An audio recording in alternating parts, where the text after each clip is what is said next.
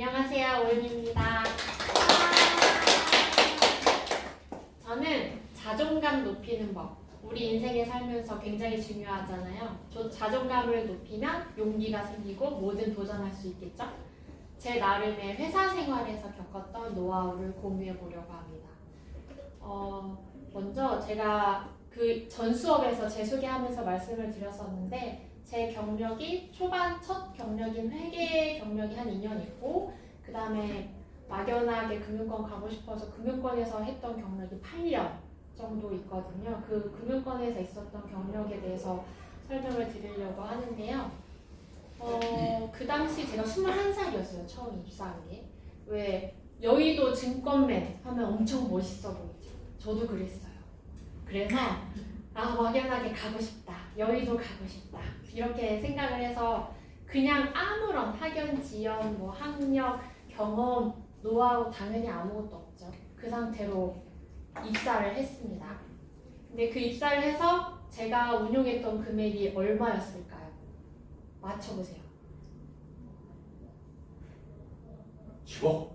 전혀 가늠이 안 되죠? 네. 제가 운용했던 금액은 250억에서 300억 사이였어요. 물론 당연히 제 돈이 아니죠. 저는 돈이 없었으니까요. 근데 그 돈을 운용할 수 있었던 뭐 여러 가지 사례들에 대해서 계속 말씀을 드릴 건데 되게 화려해 보이잖아요. 여의도에서 근무하고 250억, 300억을 만져봤어? 일단은 운용을 하고 말고 떠나서 그 돈을 봤어? 그게 너무 신기하잖아요. 되게 화려해 보이지만 그 이면에는 되게 여러 가지 힘든 일들이 있었어요. 그 과정을 거치면서 제가 자존감을 높이는 법을 스스로 깨우치고 좀 인생을 배웠던 그런 경험인데요. 일단 그 당시 설명을 하자면 제가 21살 때 입사를 해서 당연히 아무것도 모르는 무지한 사실 엄청 무식했죠. 아무것도 아는 게 없으니까. 근데 제가 그 전에 회계 일을 하면서 숫자를 좀 큰 숫자들을 많이 다뤘어요. 업계는 기본이고 외화도 종류별로 다 많이 다뤘기 때문에 그거 포함해서 제가 엑셀이라던가 이런 시스템 툴 다루는 거를 개인적으로 굉장히 좋아했어요. 그 전에 회사에서도 뭔가 보고서를 쓸 때 한글이나 이런 걸로 문서 작업을 해야 되는데 저는 엑셀로 도식화하는 걸 좋아하거든요. 그래서 혼자 따로 그 문서를 따로 만들기도 할 정도로 그만큼 제가 그런 걸 좋아했어요. 이제 그런 모습을 보시고 저를 채용을 한 거죠. 그래서 제가 맡은 업무는 뭐였냐? 당연히 막내니까 잔심부름 첫 번째. 그리고 두 번째는 운용하는 일이었어요. 아무것도 모르는 애들한테 어떻게 운용을 시키냐면 시스템 트레이딩이라 그래서 그 운용 기법 중에 우리가 흔히 아는 펀드 매니저들이 이 주식은 뭐 재무제표 이렇고 해서 지금의 가치는 되게 가치가 절하돼 있어. 이걸 사면 오를 거야. 나의 적정 가격은 이거야. 이렇게 하는 방법이 있는가 하면 제가 거기서 썼던 그 회사의 운용 전략은 시스템 트레이딩인데 나름 모델을 세워요. 예를 들어 뭐 차트가 우리가 상단을 이렇게 잡고 하단을 이렇게 잡아서 여기 터치하면 뭐 매수를 한다. 뭐 그런 전략들이 되게 많잖아요. 그런 걸 다 조합해서 뭐 수요 공급 수급이라고 하죠. 매수하려는 사람, 매도하려는 사람의 어떤 비중 이런 거나 이런 데이터들을 다 조합해서 하나의 모델을 만들어요.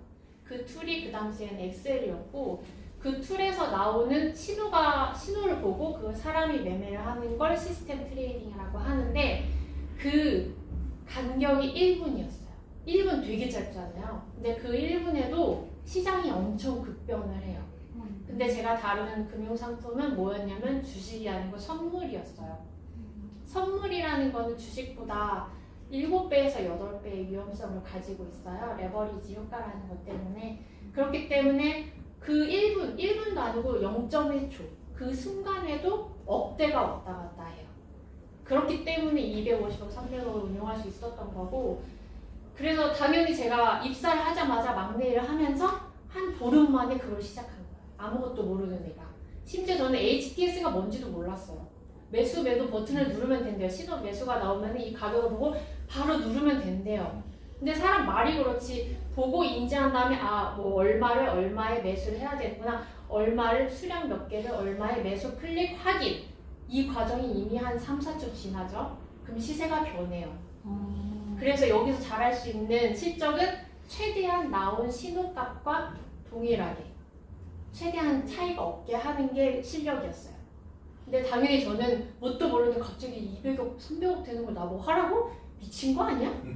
이렇게 생각을 했죠. 그래서 설마 나 안 시키겠지 했는데 이제 너가 해봐 이렇게 시키더라고요. 물론 그 돈은 제가 그 펀드 매니저들은 다 자격증이 있어요. 다른 사람의 돈을 운용해줘야 되기 때문에 당연히 자격이 있겠죠. 근데 저는 그 당시 자격증을 보고 아무것도 없었으니까 회장님의 개인 자금을 했어요. 그렇기 때문에 법적인 조처도 안 되고 그래서 충분히 할 수 있었죠. 왜냐면 손해보면 회장님 개인 돈 손해보는 거니까. 그래서 저는 회장님실 바로 앞에서 제 따로 저만의 네트워크도 따로 개설해서 썼거든요. 회장님이랑만 쓸 수 있는. 그래서 그걸 이제 매매를 하다 보면 당연히 뭐가 나오겠어요? 실수가 나오겠죠. 왜냐면 난 매수 매도 버튼 읽는 거밖에 할 줄 모르는 사람이니까. 그 실수가 입사한 지 한 1년 반, 아니 1개월 반, 한 45일. 수습 기간 보통 몇 개월이죠? 3개월이에요. 3개월 이내에 당연히 실수가 나왔죠. 왜냐면 신호가 딱 나왔는데 손이 떨리는 거예요. 여기선 매수를 하려. 알겠어, 알겠는데 나 해도 되겠지? 해도 되겠지? 하다가 1분이 지났죠. 근데 시장이 너무 많이 변하니까 그 당시에 그 금액은 3억이었어요. 제가 1분 만에 날린 돈 3억. 우리가 3억을 벌기 위해서 엄청 많은 시간이 필요하죠. 그래서 그 순간에 생각했죠. 나는 수습 기간이고 3억. 나는 끝났다. 내 인생은 끝났어. 여기서 노예 계약을 해도 10년을 일해도 1억을 내가 갚을 수 있을까? 나는 이제 끝났구나. 그래서 그 당시 제 사수였던 저보다 한 11살 정도 많으신 분이 그분이 출산휴가를 들어가셔야 되는데 원래 그분이 그 일을 하다가 출산휴가 들어가셔야 되니까 대체자로 저를 뽑은 거였어요. 임시 대체자로. 그래서 막내 일을 하면서 이제 여러 가지 일을 더 확장시키려고 했던 거죠. 아니나 달라 그 사수 언니가 저를 불러다가 비상구로 따라와. 지금은 뭐 조직 문화가 어떻고 많이 얘기하지만 제가 21살 때니까 14년 전이에요. 그때는 그런 게 없었어요. 비상구 가서 쌍시옷을 들었죠. 이런 머리에 피도 안 마른 년이 어디 굴러 들어온 놀이. 그러면서 거기서 전 멘붕인 거예요. 태어나서 이런 쌍욕을 들어오기 처음인 거죠. 저는 엄청 온순하고 어른들 말 잘 듣고 대인관계는 좋아야 되고 엄청 바르게 자란 사람이었단 말이에요. 그래서 근데 그분은 심지어 임신 중이셨어요. 그거 되게 좋지 않을 텐데. 아무튼 그리고 나서 완전 풀이 죽어서 들어왔죠. 근데 사수는 솔직히 자기 돈 아니잖아요. 자기 돈 아닌데 뭐 어때? 그냥 저를 숨겨주려고 한 거죠. 근데 이제 회장님이 나오셨죠. 그 언니죠. 언니가 회장님한테 이제 얘기를 했어요. 회장님 나오시더니 저한테 딱 한마디 하고 들어가셨어요. 용혜 씨, 3억이면 진짜 웬만한 아파트 전세값이야. 굉장히 큰 금액인 거 알고 있지? 조심해서 해. 들어가셨어요. 끝. 그 이상의 어떠한 제재나 경고나 뭐가 아무것도 없었어요. 되게 좋잖아요. 좋지 않아요. 왜냐? 그 모습을 보고 주변에 있는 모든 사람들이 쟤 뭔데? 너는 뭐 회장님 백이 있어? 너 뭔데 왜 그렇게 특별 대우를 받아? 바로 다음날 워크숍이었어요. 바로 다음날. 그래서 나 그냥 어디 교통사고나 당했으면 좋겠다. 출근 안 했으면 좋겠다. 뭐 지금까지 일했던 거 월급 그 당시 제 월급 200만 원이었는데 안 받아도 돼. 그냥 나 가다가 사고 났으면 좋겠다. 진짜 빌었어요 가면서. 다음날 워크숍 갔는데 저 왕따죠. 제 걔 그 신입이야. 수습 기간에 3억 날리고 회장님 한마디고 끝난 걔. 쟤는 저렇게 큰 금액을 운영하면서 저렇게 부주의할 수가 있냐. 그러니까 저런 애한테 맡기면 안 돼. 저는 완전 왕따였어요. 모든 직원들에게. 왕따 플러스 시기와 질투를 받았죠. 근데 쟤는 뭔데? 쟤는 뭐 고졸이라며. 쟤네 집에 백이 있어? 돈 있어? 아니 회장님이 쟤를 뭐 왜 예뻐하시는 거지? 원래 하루는 뭐 이런 뭐가 연관이 있나? 이렇게 얘기를 했죠. 당연히 그런 거 없었어요. 그냥 저를 되게 좋게 봐주신 분이었던 거고. 그래서 그때부터 회사 생활은 정말 거지 같았어요. 왜냐? 왕따 당하고 있지. 나의 그 3억 날린 거에 대한 죄책감. 그래서 그때부터 선물이라는 금융상품은 좀 단계가 높아요, 주식보다. 그래서 주식을 배운 다음에 선물을 배우기 마련인데 그때부터 집에 가지 않고 퇴근하면 공부하다가 해가 지면 집을 갔어요. 할 수 있는 게 없으니까 아, 내가 무지해서 벌어진 일이구나. 그래서 그때부터 미친 듯이 공부를 했죠. 근데 공부를 뭘 해야 될지 모르겠는 거예요. 왜 너 공부했는데 내가 하고 싶은 게 뭔지 뭘 해야 되는지 이걸 하면 단계 밟아서 이렇게 성과를 낼 수 있는지 이걸 알아야 이 목적의식을 갖고 할 거 아니에요. 근데 내가 할 수 있는 공부가 뭐가 있는지 모르겠고 이걸 했을 때 어떤 퍼포먼스를 낼 수 있는지 모르겠어요. 너무 막막한 거예요. 우울하고 내가 할 수 있는 게 아무것도 없다. 이게 정말 엄청난 자괴감에 빠지는 거거든요. 그래서 제가 어떻게 했냐면 모르겠다. 닥친 대로 그냥 다 하고 보자. 어쩔 수 없다. 난 모르니까 그냥 다 하자. 그래서 온갖 금융 자격증을 다 땄어요. 실제로 그거를 단계별로 뭐 나름대로 무슨 금융투자협회나 이런 데 나와 있는 여러 가지 자격증들이 있을 거 아니에요. 거기서 그냥 닥치는 대로 다 땄어요. 근데 그게 이거 결과론적인 얘기고 저는 모르잖아요. 거기에 나오는 경제학 용어, 경영학 용어조차 몰라요. 강의를 듣는데 저게 한국말이야 영어야 모르는 거야. 알아들을 수가 없어요. 그래서 거의 한 3번씩 들었던 것 같아요. 강의 한 3번씩 듣고 회사가 6시에 퇴근하면 9시, 10시까지 공부하다가 집에 가서 자고. 근데 공부할 때 배부르면 공부가 안 되잖아요. 졸리잖아요. 밥을 안 먹었어요. 카페 가서 조그만 빵 하나 시키고 커피 시키고 한 3, 4시간을 공부하다가 집에 가고 공부하다가 집에 가고 그걸 한 5, 6년을 했어요. 그러면서 이제 제 스스로 너무 갈급한 거예요. 내가 너무 금융뿐만이 아니고 모르는 게 너무 많구나. 원래도 저 호기심이 많은 성격이지만 그래서 아 내가 공부를 이거 말고도 좀 더 커리큘럼이 짜여져 있는 그리고 이렇게 오프라인 대면으로 뭔가 커뮤니티가 형성돼 있는 공부를 해보고 싶다. 그게 대학교잖아요. 전 대학을 못 나왔으니까. 그래서 야간 대학교를 가려고 시도를 했죠. 그 자격증 공부를 하면서 계속 시도를 했죠. 그래서 회사 그 본부장님한테 얘기했어요. 제가 야간 대학교를 가고 싶습니다. 주 2회 정도 학교를 퇴근하고 바로 가야 돼요. 그때 그분이 했던 말씀이 뭐였냐면 너는 막내여서 언제 야근할지 모르는데 거기 갈 수 있겠어? 이렇게 얘기하는 거예요. 가지 말란 얘기죠. 그래서 그 다음 해에 또 얘기했어요. 아 제가 작년에는 너무 막내여서 그렇지만 그래도 한 1년 정도 지났으니까 좀 낫지 않을까요? 글쎄 또 거절. 2년인가 3년을 그렇게 말하다가 거절하니까 회사를 안 다닐 수는 없잖아요. 나의 생계 유지도 있고 나의 커리어도 있으니까. 그래서 제가 고안해낸 방법은 학점은행제였어요. 학점은행제라고 인터넷 강의를 들으면서 학사학위를 따는 거예요. 과목당 뭐 몇 학점에서 몇 과목을 이수하면 학점이 다 채워져서 학사 학위가 나와요. 그거는 이제 국가에서 인증해주는 학사 자격이기 때문에 사실상 대학교를 졸업한 사람과 똑같은 자격이 돼요. 다만 사회적 인지가 그게 무슨 공부야 이렇게 되는 것 뿐이죠. 근데 저는 그 사회적인 어떤 학벌을 받기 위해서 하는 게 아니고 제가 공부를 하고 싶어서 근데 할 수 없게 못하게 하니까 대체제로 고른 게 그거였죠. 그래서 그렇게 학점은행제하고 여러 가지 금융 자격증을 따는데 5, 6년이 걸렸고 그 과정에 계속 왕따를 당하면서 뭔가 밥을 먹으러 갈 때도 점심시간인데 다 회의실로 뭘 시켜서 먹으러 가는데 저한테 말을 안 하는 거예요. 이미 뭘 시키긴 했나 봐요. 뭐가 왔어요. 근데 나는 뭐가 왔네? 아 그렇구나. 먹으려고 안 해요? 안 하죠.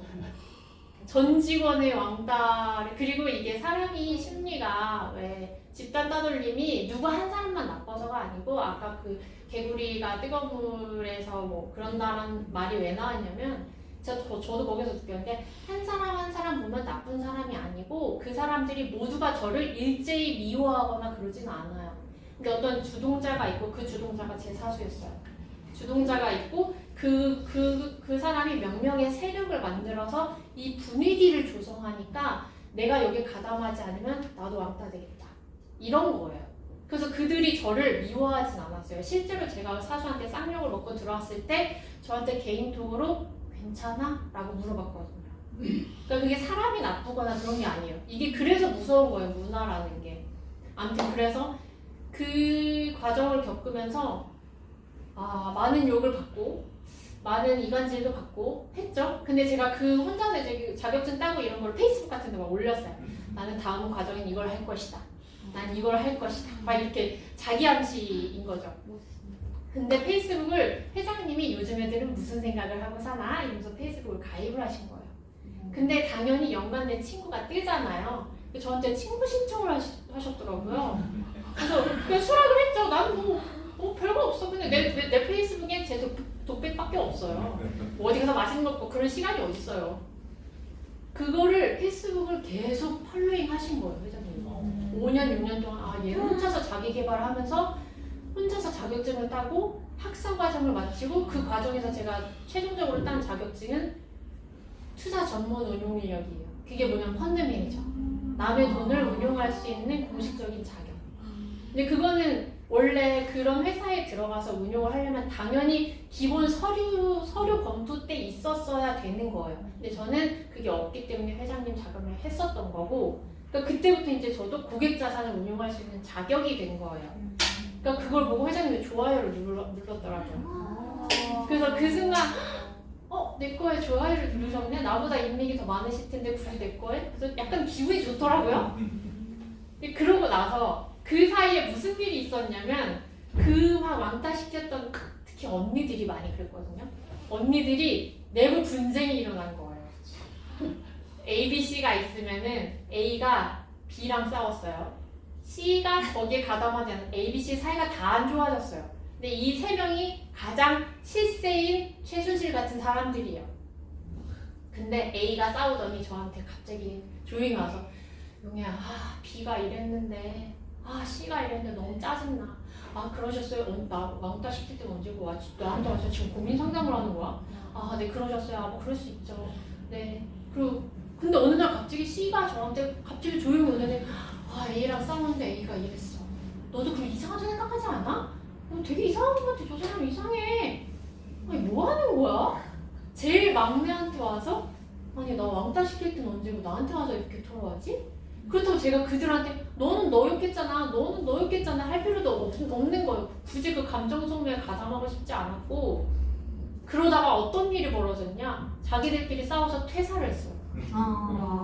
그래서 제가 입사 당시에 있었던 사원 대리, 과장, 차장, 부장 모든 사장을 제외한 그 밑에 모든 사람이 싹 물갈이가 됐어요. 본부장까지. 그래서 제가 한 5, 6년 되니까 제가 얻은 성과는 펀드 매니저 자격 취득, 학사 취득, 그리고 이 회사에 내가 제일 오래된 왕고. 그래서 그때부터는 갑자기 사람들 엄청 대우해 주는 거예요. 왜냐면 일을 제가 다 알고 있거든요. 왜냐면 그 사람들 퇴사하면서 계속 다 퇴사하니까 제가 인수인계 받아서 다시 또 인수인계 해주고 받아서 인수인계 해주고 하다 보니까 회사 일을 제가 다 하게 된 거예요. 물론 제가 막내였으니까 제일 만만해서 시켰겠지만, 그러다 보니 회장님, 사장님이 우리 제일 큰 마담이라고, 마님이라고 마님. 이 사람한테 물어보면 다 나온다. 왜냐면 히스토리를 또 알고 있으니까. 그래서 본부장님들도 새로 오신 분들도 저한테 극존칭을 해가면서 용혜님 이러는 거예요. 이사라는 사람이. 그래서 너무 불편했거든요. 근데 그만큼 이제 상황이 완전 거꾸로 돼버린 거예요. 그래서 이제 나는 학사도 이렇고 그거는 됐고 이런 일들을 이렇게 알려주고, 학사는 이러는데 내가 원했던 건 인터넷 강의가 아니고 이런 커뮤니티와 커리큘럼이 짜여진 오프라인 이런 모임이었는데 그럼 대학원을 가볼까? 해서 야간 대학원에 지원하기 전에 또 얘기를 했죠. 본부장님한테 가서 얘기를 했어요. 그랬더니 그래? 그래? 그 당시 제가 대리였으니까 어디 하고 싶은 대로 해. 했는데 그 말을 이제 그분이 사장님, 회장님한테 했나봐요. 저를 부르는 거예요. 한 명씩 면담을 하더니 좋은 생각이다. 오대리는 그런 거 혼자 잘 하잖아. 더 공부해. 좋은 생각이야. 기특하네. 하면서 송년회 때 회장님이 발표를 하신 게 오대리가 대학원에 간대. 야간 대학원. 아주 기특하지? 회사에서 학비 지원해줘야겠어. 그래서 학비를 전액 지원받았어요. 그 당시 제가 5개 학기였는데 한 2,000 조금 넘거든요. 한 학기당 5, 600이 들어요. 2,500 정도 됐죠. 다 지원해주겠다. 근데 그게 사규에 없었어요. 그냥 회장님이 자기 회사니까 내가 누굴 돈을 주든 뭔 상관이에요. 근데 이걸 공식화해야 되니까 송년회 자리에서 얘기한 거예요, 직원들한테. 근데 그때도 당연히 시기와 질투가 생기죠. 쟤는 뭔데? 근데 어쩔 거야. 내가 더 오래됐어. 싫으면 네가 나가. 약간 이런 분위기가 돼버린 거예요. 그래서 그 경험을 겪고 나서 이제 대학원까지 졸업을 하고 이직을 했죠. 그 이직할 당시에 내가 여기서 일을 해본 거 다 해본 것 같고 공부할 수 있는 거는 그래도 다 해본 것 같은데 나이만 너무 어리고 새로 오신 본부장님들이 막 저한테 극존칭을 해대면서 그것도 너무 역차별인 것 같고 그냥 나는 박수 칠 때 떠나는 게 좋겠다 싶어서 다른 곳에 이직을 했죠. 근데 여기서 제가 얻었던 경험의 교훈은 그 자존감이라는 게 자기 성공 경험이 많이 쌓일수록 자존감이 높아진다라고 생각을 해요. 그런 결론을 내렸고, 근데 자기 성공 경험을 쌓기 위해서 되게 거창해 보이지만 성취감을 조금씩 느끼다 보면 그게 생기는 것 같아요. 근데 지금 제가 말한 것들은 너무 막 되게 크게 느껴질 수도 있지만 사소한 거. 내가 오늘부터 아침 7시에 일어나서 스피치 연습을 10분만 한다. 이거를 한 1년 동안 매일 해봐요. 그러면은, 물론 저는 안 하지만, 그러면은 1년 뒤에 내가 변하는 걸 내가 느끼잖아요. 근데 이걸 누가 알아요? 나 화장실 가서 나 혼자 하는데 내가 뭘 하든지 말든지 뭐 알게 뭐 집안 식구들은 쟤는 왜 화장실 가고 이렇게 시끄러워? 이렇게 하겠지만 근데 내가 변하는 모습을 내가 보면서 엄청 자신감이 생기더라고요. 그래서 제가 자존감을 높이는 법은 이거구나 라고 이제 생각을 했죠. 그래서 저번에 민지 선생님이 회사 갔는데 제 마음에 안 드는 것 같고 나 이런 부분은 하기 싫은데 취업하는 거 너무 어려운 것 같아요 라고 고민을 했을 때 이 얘기를 꼭 해줘야겠다 이 생각을 했어요. 그래서 사실 지희쌤을 위한 이야기이긴 한데 아무튼 저의 결론은 자존감이 높아지면 도전하는 용기가 생기고 도전을 많이 해보면 언젠가 또 성공할 기회가 생기겠죠. 그 성공은 꼭 사회적 명예나 뭐 부가 아닐지라도 내가 원하는 목적하는 바를 이루는 거 그게 성공이잖아요. 그래서 그렇게 할 수 있을 것이다 라고 물론 저는 지금 미완성된 인간이긴 하지만 그렇게 굳게 믿고 있고 그렇게 살고 있습니다. 여러분도 그렇게 해보시는 거를 추천드려요. 감사합니다.